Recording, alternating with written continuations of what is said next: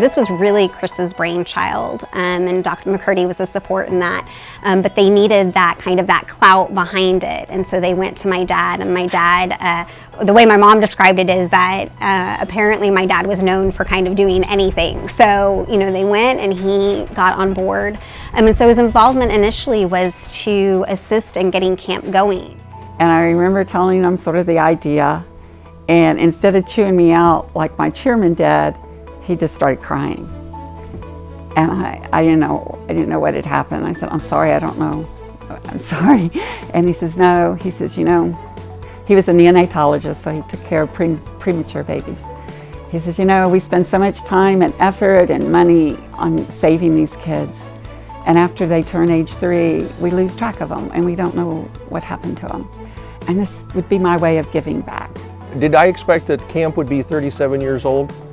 No, when we first started, we weren't even sure that we were going to do this again. The first 10 years we leased 3 or 4 different camps. None of them were the least bit accessible. When we started, we had nothing.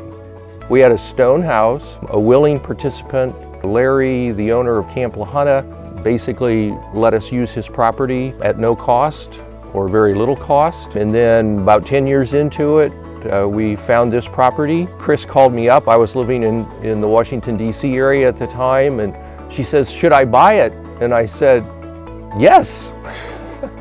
All I think about is my dad would be so proud of where we are today. It's an incredible place. When people remember my dad, that sense of humor and that dignity and just that ability to build relationships, because that is what camp is about. It's about the relationship piece, because without that, no independence is going to be achieved, because you have to have somebody believing that you can do it in order for it to happen.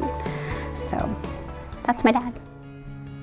He really was the clout that we needed. He had the confidence, the assertiveness that none of us had, that pushed it forward amongst all of the Air Force powers that be. And so we had our first week of camp, and the rest is history. When we first started, a lot of these kids were seen as not very intellectual. Many of them were warehoused. A lot of them were just sort of set aside. Bob Lemos convinced Chris and I that was not so. And so we began to change people's perceptions about these kids.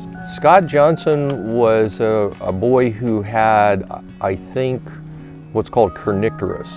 When we first started camp, and Scott was one of those first campers, we weren't aware of his intellectual capacity.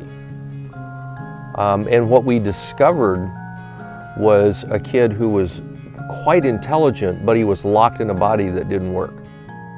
When we think about legacy, the way I think about legacy is after you're gone, people look and see what kind of a footprint you left.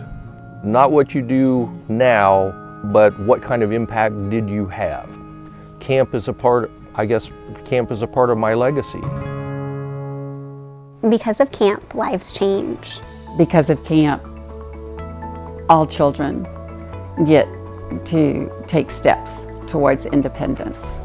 Because of camp, kids have an opportunity, parents have an opportunity, healthcare volunteers have an opportunity, the community has an opportunity. Because of camp, camp is for the campers. I have to say I'm most thankful for God's providence. I really feel camp was meant to be.